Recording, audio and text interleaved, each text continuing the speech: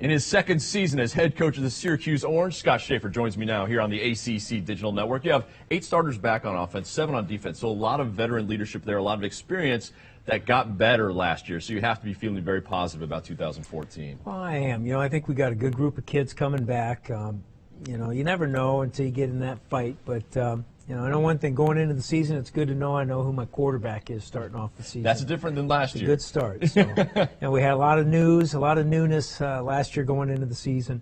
Not just myself, but a lot of good players that had moved on to bigger and better things. So it's nice to, have some familiar kids coming back playing for us. You talked about having the quarterback situation settled. Not only did Terrel Hunt establish himself, but he proved that he could do a lot of different things on the field, and he changes the game for you guys. He does, and I think, you look at the Super Bowl and you see 2 quarterbacks battling in that game that are a little bit outside of the box. They're not like the Manning brothers, sitting in the pocket, moving, 2 feet to the right as a run.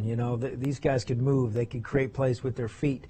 And Terrell brings that element for us, and I know he loves that part of the game too, as well as having the ability to, game plan and create some offensive runs for him, that are quarterback design runs.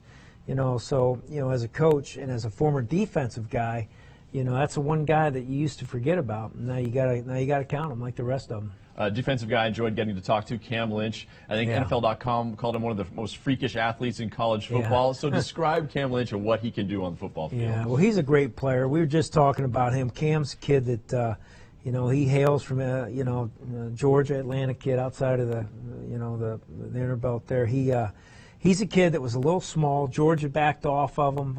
Some of the majors in the SEC backed off of him. And we were just happy as hell that he wanted to come and play for us at Syracuse. And he is a bit of a freak. He's extremely strong in the weight room. He can run. He can jump. But he's also an extremely bright young man.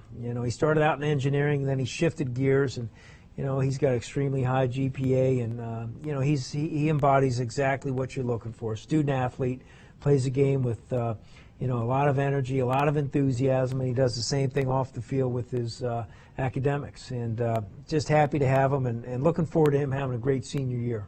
One thing I want to ask you about, and every Syracuse fan knows how important the number 44 is. Sure. What does number 44 mean to Syracuse in general, the sports fans, everybody who loves Syracuse? Yeah, well, for me, we were dealing with a lot. There was a lot going on in our country when Jim Brown was running the ball for Syracuse, and he didn't get the Heisman, and he didn't get the Heisman because of the color of his skin.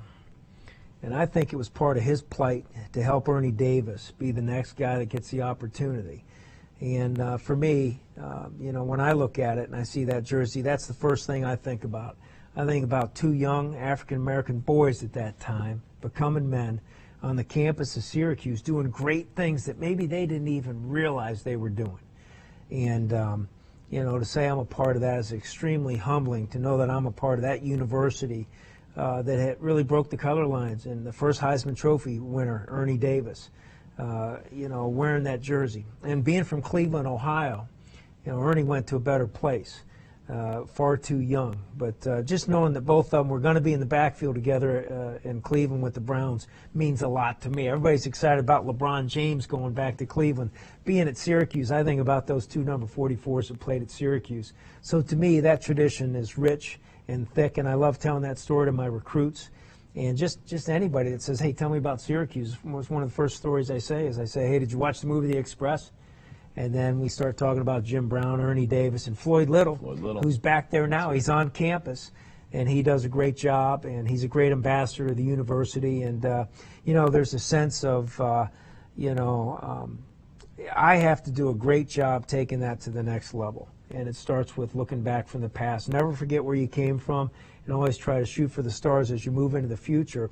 And when I think about that jersey number 44, because I see it every day, I walk in my office and there's Jim Brown. There's a little trophy of Jim Brown right in front of me. I say, morning, Jim, walk by him. I haven't had a chance to meet him in person yet. I hope I do. But it means a lot to us, and, we're just so proud of that. It's a great way to finish talking with you, Coach. Good luck this year, Syracuse Orange. You got it. You're watching the ACC Digital Network, brought to you by Ruby Tuesday.